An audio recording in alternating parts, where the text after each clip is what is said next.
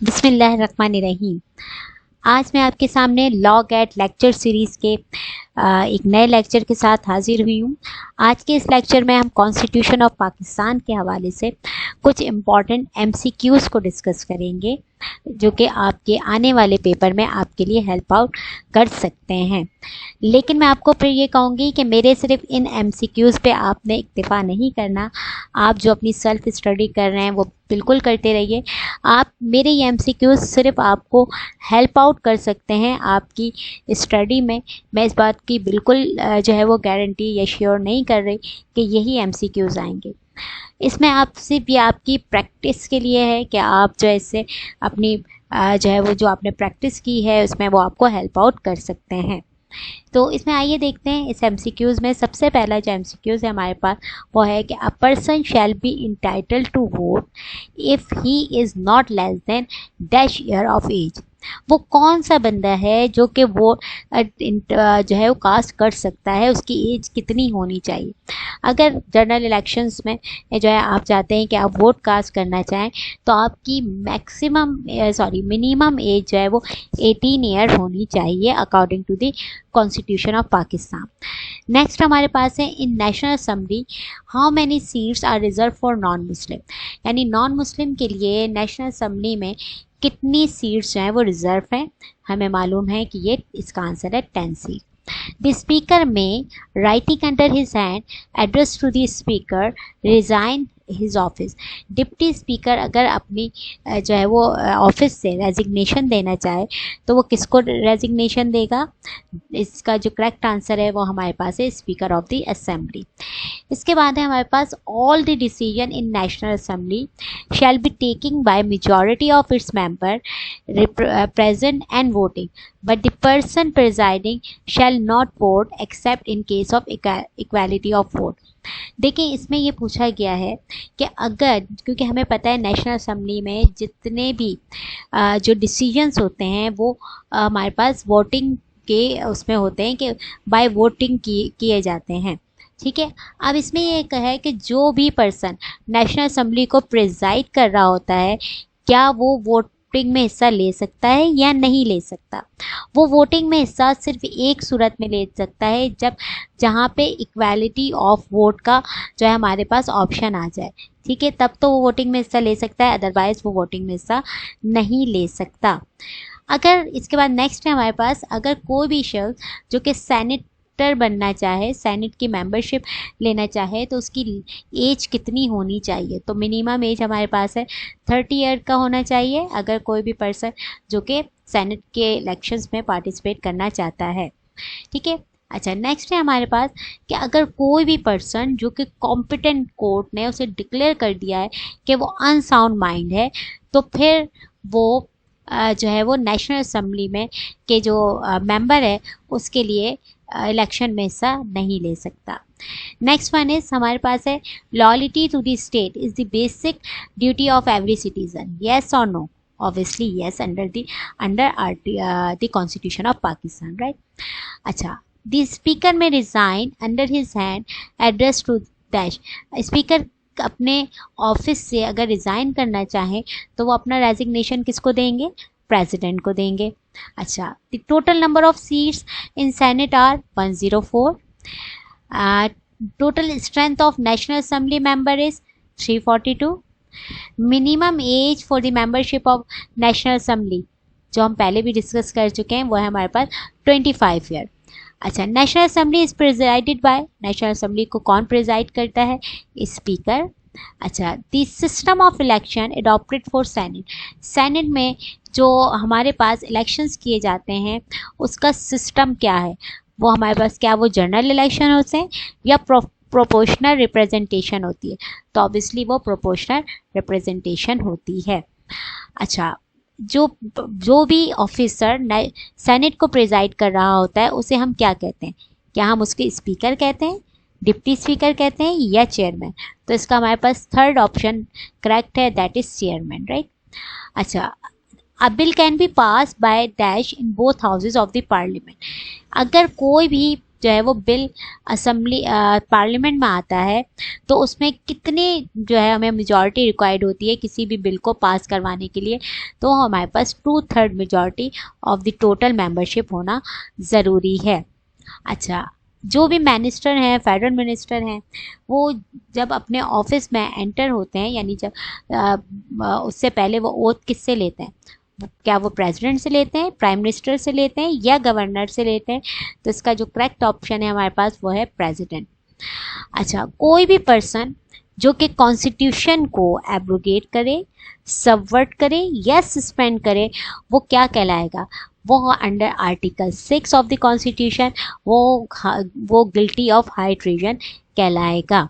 इसके बाद नेक्स्ट है हमारे पास elimination of exploitation provided under dash article, ये हमारे पास है article 3।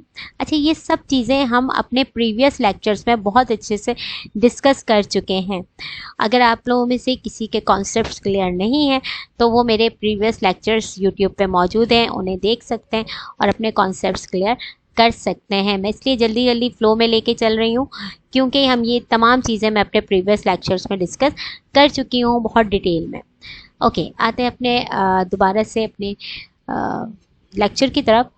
Under which chapter of the constitution fundamental rights are provided, obviously के जो है वो हमारे पास फंडामेंटल राइट कॉन्स्टिट्यूशन के किस चैप्टर में प्रोवाइड किए गए, चैप्टर नंबर 1। ये बात है under which chapter of the constitution principle of policy are provided, that is chapter 2। ठीक है। अच्छा, इसके बाद है principle of policy are discuss from article dash two dash, principle of policy किस आर्टिकल्स में डिस्कस किए गए हैं, आर्टिकल्स 29 से आर्टिकल 40 तक।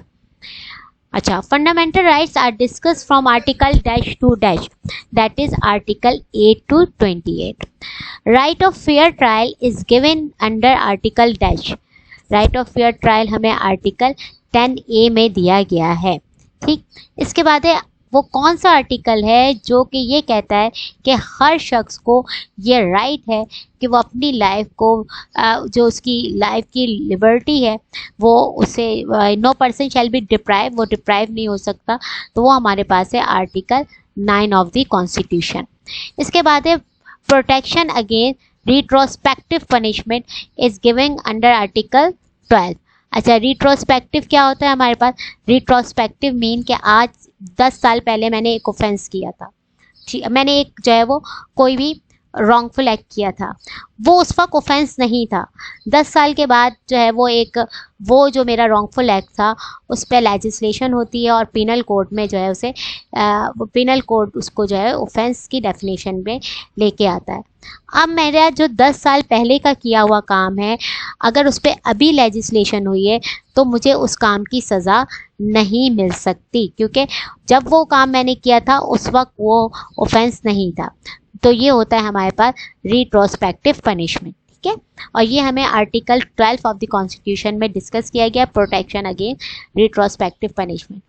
इसके बाद है आर्टिकल 13। आर्टिकल 13 में हमारे पास डिस्कस किया गया है protection against double punishment and self increment.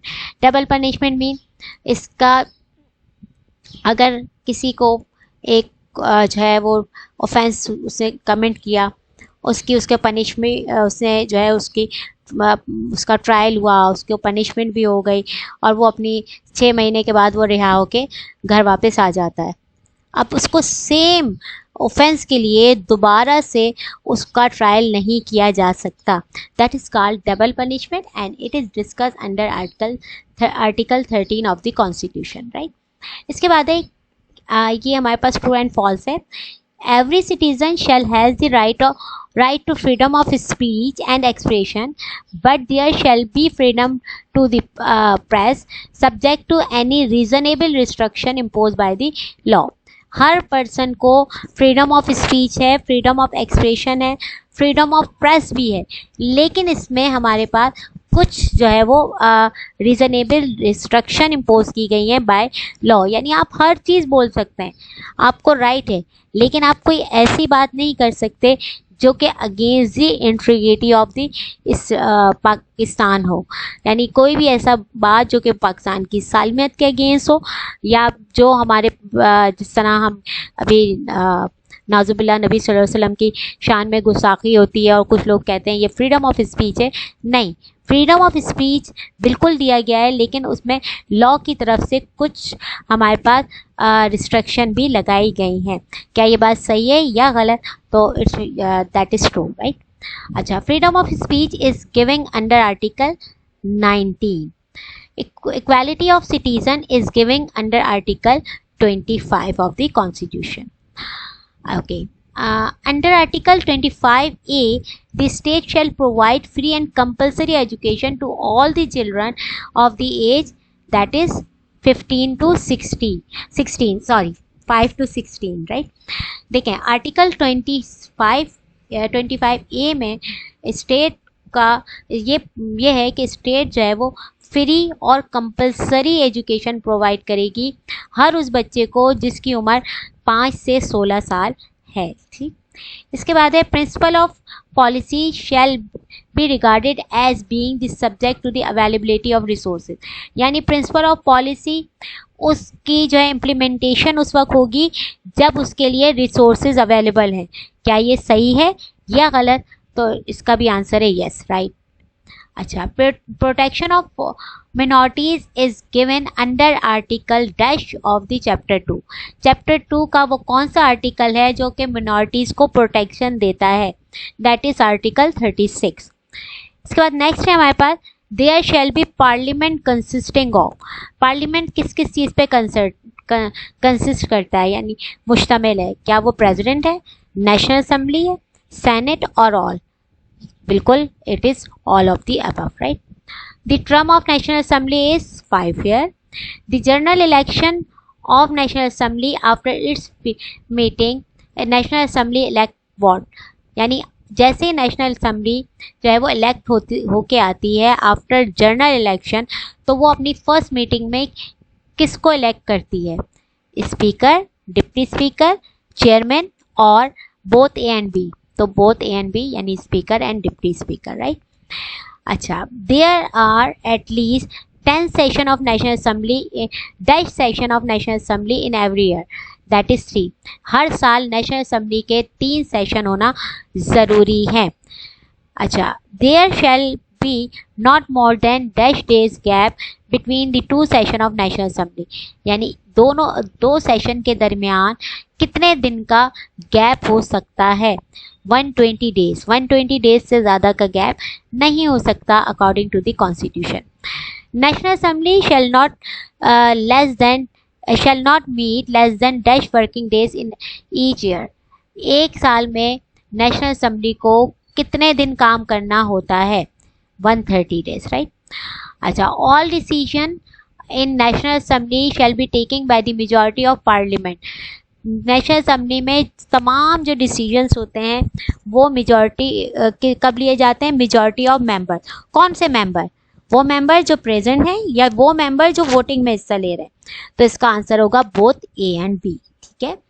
अच्छा, what is the quorum required to the national assembly? National assembly के लिए कितना कोरम रिक्वायर्ड है? 1/4। The president shall dissolve the national assembly on the advice of dash prime minister. President prime minister की advice पे national assembly को dissolve कर सकता है।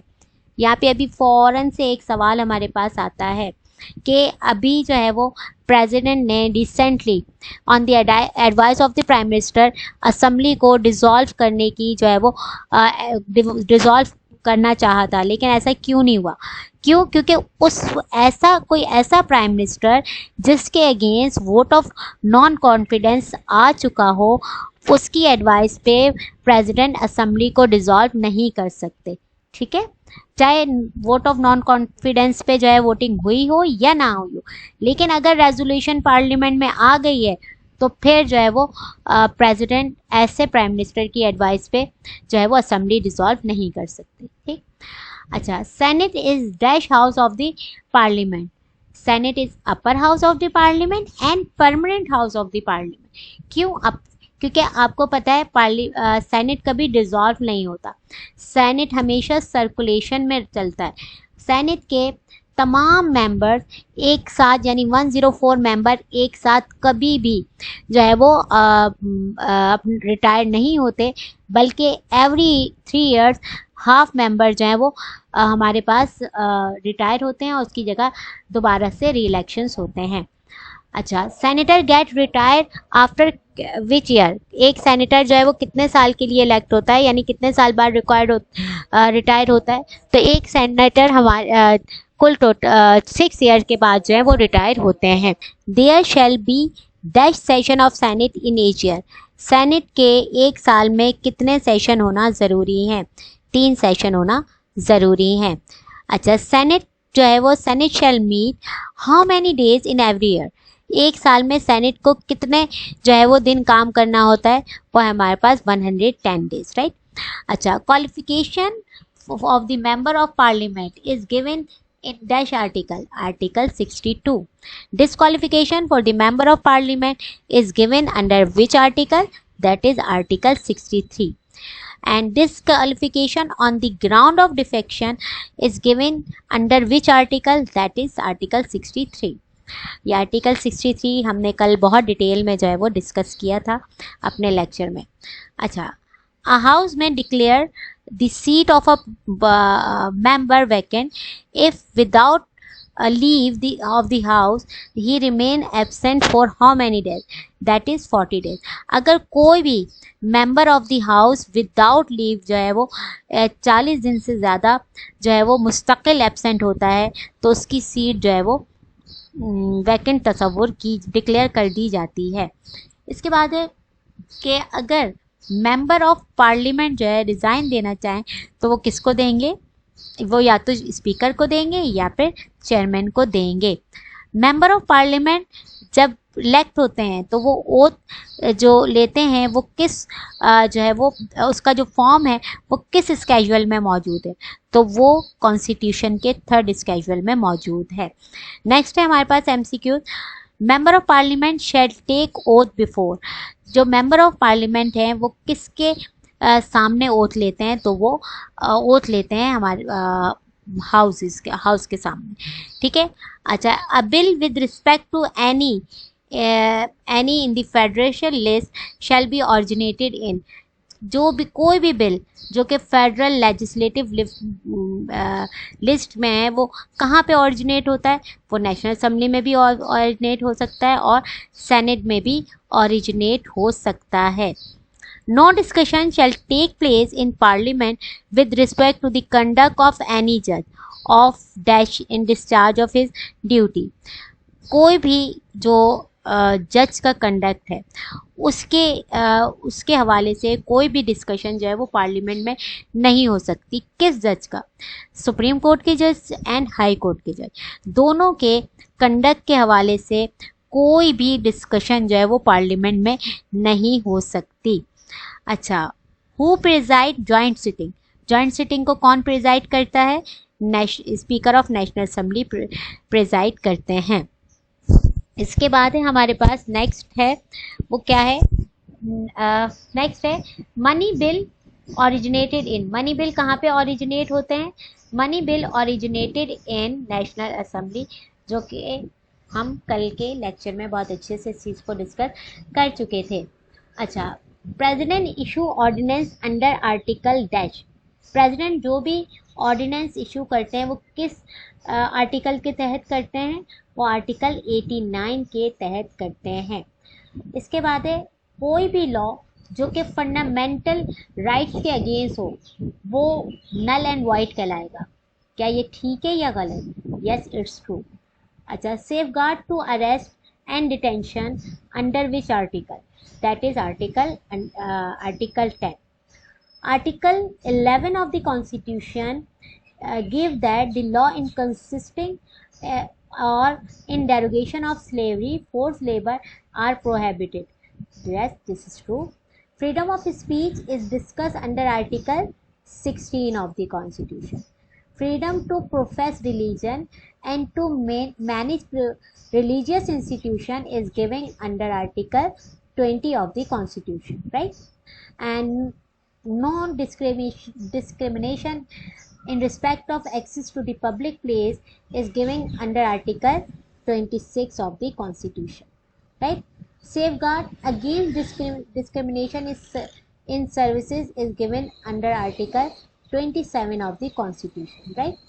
To enjoy the protection of law and to be treated in according with the law is the inalienable right of every citizen. It is true or false? Yes, it is true. Any ordinance which is issued by the president stand repealed at the expiry of dash days, on the expiry of 120 days, right? And one more is, an ordinance issued by the president shall be withdrawn by the president at any time. कोई भी ordinance जो कि president issue करता है, president चाहे तो वो किसी वक्त भी उसे विड्रॉ कर सकता है। ये सही है या गलत? जी बिल्कुल ये सही बात है। अच्छा, अगर कोई भी बिल जो कि पेंडिंग है सेनेट में, नेशनल असेंबली ने उसे पास नहीं किया, और नेशनल असेंबली जो है वो क्या होती है, नेशनल असेंबली जो है वो डिसॉल्व हो जाती है, तो क्या वो बिल भी जो है वो लैप्स होगा? तो वो बिल जो है वो लैप्स नहीं होता। क्या ये बात सही है या गलत? Yes it's true, bill lapse नहीं होगा। अच्छा, एक ऐसा बिल जो कि नेशनल असेंबली में पेंडिंग है, ठीक है, या नेशनल असेंबली ने उसे पास कर दिया था और वो सेनेट में जो है वो पेंडिंग था, तो क्या नेशनल असेंबली के डिसॉल्व होने के साथ साथ वो बिल भी लैप्स हो जाएगा? बिल्कुल, वो बिल भी साथ में लैप्स हो जाएगा। ये थे कुछ इम्पॉर्टेंट एमसीक्यूज जो कि लॉ गैट के हवाले से हैं, और ये हमारे जो है वो आर्टिकल 89 तक के कॉन्स्टिट्यूशन का जो आपका आर्टिकल 89 है वहाँ तक ये एमसीक्यूज हैं। और मैं आपको फिर कहूँगी कि ये एमसीक्यूज आप अपनी हेल्प के लिए, अपनी स्टडी में हेल्प के लिए यूज़ कर सकते हैं, लेकिन सिर्फ इस पर इक्तफा नहीं करना, आपने मज़ीद जो है वो इसे मतलब और अपनी प्रिपरेशन को रखना है। ये आपको एक सैम्पल है कि इस तरह के एमसीक्यूज आपके पास आ सकते हैं। आई होप कि ये एमसीक्यूज आपको हेल्प आउट करेंगे आपकी स्टडीज़ में। अपना बहुत ज़्यादा ख्याल रखिएगा, मुझे दुआओं में याद रखिएगा, और अपने मेरे चैनल को सब्सक्राइब करना, जो कि आपका अपना चैनल भी है, उसे बिल्कुल ना भूलिएगा। अल्लाह हाफिज़।